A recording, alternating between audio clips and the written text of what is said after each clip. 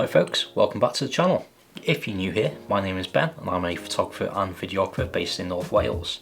Today we're comparing two different camera holsters, the Spider Light camera holster and the Peak Design Capture Clip V3. Let's get into it.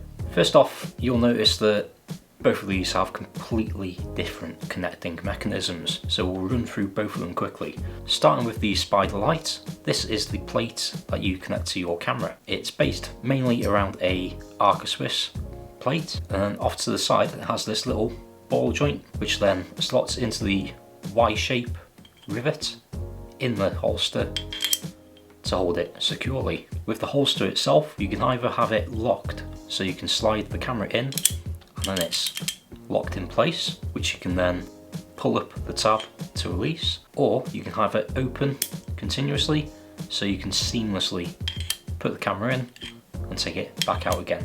With the Peak Design Capture Clip, the plate on the camera is a very simple square Artlist style plate, just like any other tripod plate. Screw it to the bottom of your camera and that'll slide in like so. And then that is also locked in place, just like the Spider plate, where you can push the tab to release, or you can completely lock it so it's not going anywhere even if you try and push the tab. Use cases.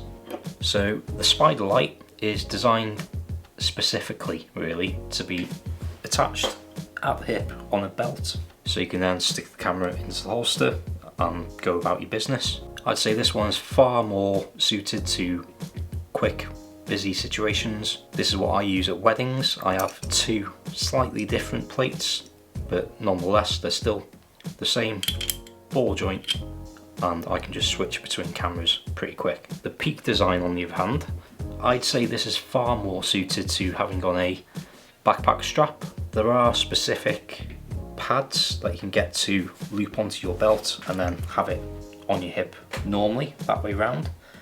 You can attach it vertically like that, but I don't think that's anywhere near as quick to use as the Spider Light is. There are attachments available to stick the Spider Light onto a bag strap, but once that one's attached, there is a lot of play in terms of camera movement, as opposed to the Peak Design, where once it's in, it's sticking there. It's not going to be twisting around or anything like that. Hence, I think the bag strap is a far better location for the Peak Design, and the belt is far better for the Spider Light. In terms of security, both of them can be locked completely, so nobody can just quickly grab your camera and bolt. I think the Peak Design is more secure in terms of actual stability of the camera. It's not going to be shifting around too much, whereas the Spider Light, there is a bit of movement available.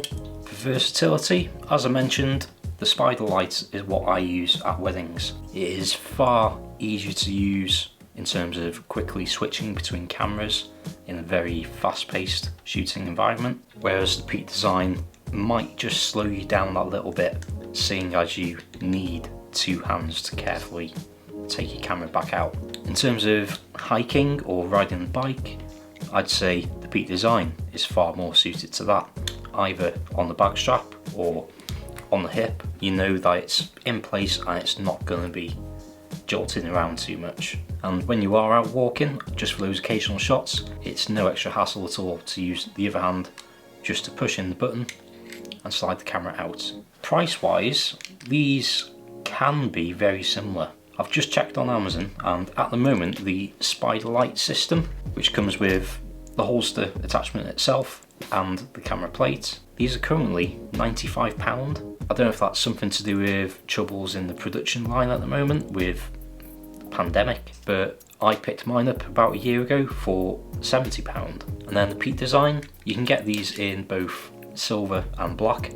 I got the silver one because at the time it was £20 cheaper for some reason. Personally, I don't care what colour it is, I'll take the same product but cheaper, thank you very much. But you do have the option of buying just the capture clip without a tripod mount, because if you buy a Peak Design camera strap, chances are you'll probably get a plate with it. If you do decide to buy the capture clip with a mount, that'll cost you even more again. I think it's another £15 or £20. But right now, for the clip and the camera plate, you're looking at about £65 to £70. A few little quirks. My best advice with the spider light would be to clip it not over just your belt, but also your trousers if you can. Not that it's loose at all, it is a very sturdy clip, and I have no qualms at all in terms of how solidly built it is. It is solid, but it just adds that little bit of added security and lessens the chance of it slipping at all. One thing with the attachment plate is it's nice that they have a little thumb handle to turn the screw. Otherwise it's a Allen key, and you'll quickly find that a standard Allen key is too big. They do give you one in the box, and I've got loads of them. It's a slightly smaller than standard Allen key to actually tighten it in properly, which is a bit annoying. If you intend on sticking it on halfway through the day or something, you're going to need another size Allen key. Otherwise, solid product. I've been dead happy with it. The Pete design clip, I have to say, once it's on your bag strap, it is very solid. In the pack, they give you 2 sets of tightening screws.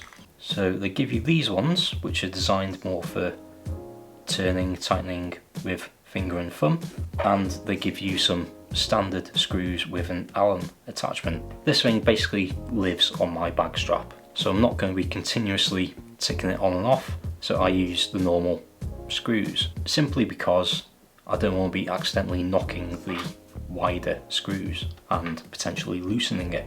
On the inside, on the back plate, there is a nice bit of rubber there, which again keeps it secure. But my one little quarrel is that these screws could be that little bit shorter. I get it that not all bag straps are the same thickness or anything, and they have to accommodate for the thicker straps. But if I really tighten these down on my bag strap, the screw actually ends up sticking out a bit and going into you. Sorry, I should say bolts, not screws. So that could be a bit uncomfortable. I'm pretty sure that it is solid enough on my bag strap if I don't quite tighten the bolts far enough so they're sticking into me. But I might just have a look around for some slightly shorter bolts and do it myself. Otherwise, as I mentioned, it's a good product, it's a solid product. There's a reason they've got as far as version 3 of the product in public hands, but I don't think I could use it at weddings simply because it's not as quick and easy to stick the camera in the holster and take it back out again as it is with the Spider. So overall, what can I say?